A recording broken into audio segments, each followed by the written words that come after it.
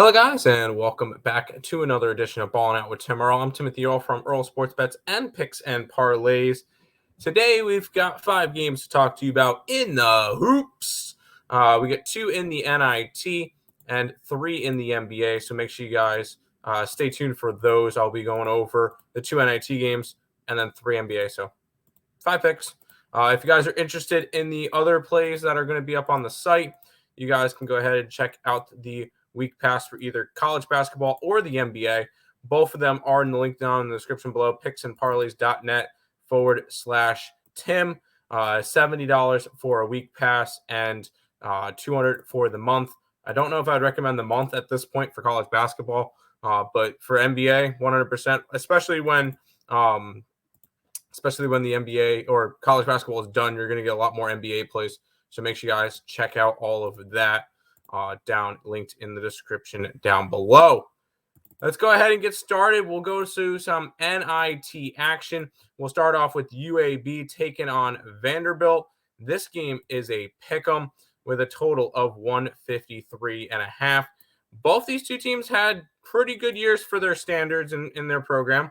This is a quarterfinal game for the NIT. And when I looked at it, you get a 22-14 team against a 27-9. I know UAB is part of the smaller conference. And also, you got to keep in mind with this, these are not neutral site. These are at home, and I am grabbing the home team of Vanderbilt. 14-5 this year at home. I think they're going to be able to keep it rolling. They had a never-in-doubt win versus Michigan in their last game.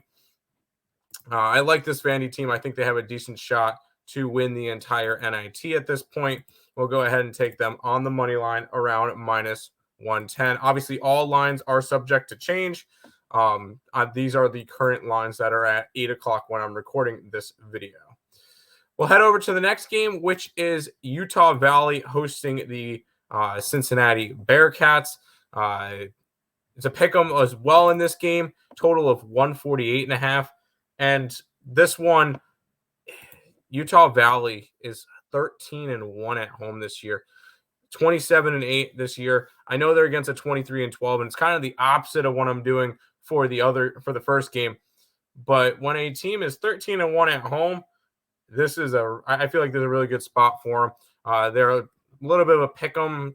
Sometimes in some places are a little bit of a dog, but when you're going up against a bigger conference team, it's going to happen. I'll grab Utah Valley in this one. We'll go over to the association for the next 3. The Knicks and the Heat will be going at it. The Heat are 2-point favorites with a total of 220 in this game. And I'm going Knicks. I'll take their money line straight up. I don't need to worry about 2 points. I'll take that up to like 3.5. Sometimes I'll just take the money line because I think these teams are going to win outright. The Knicks are a solid team, and the Miami Heat are the worst team against the spread in the NBA.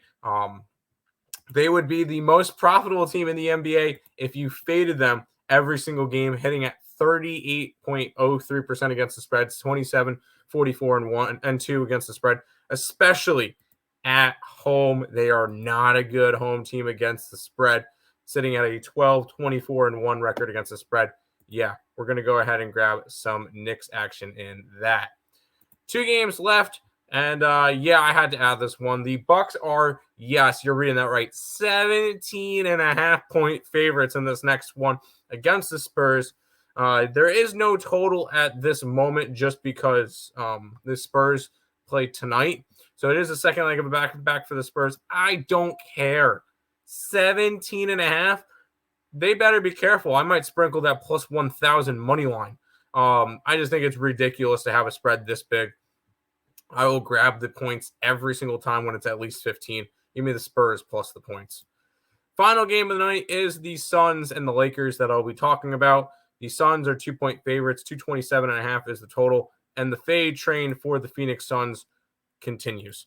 I'm grabbing the Lakers on the money line plus 110. I know I don't bet the Lakers that often.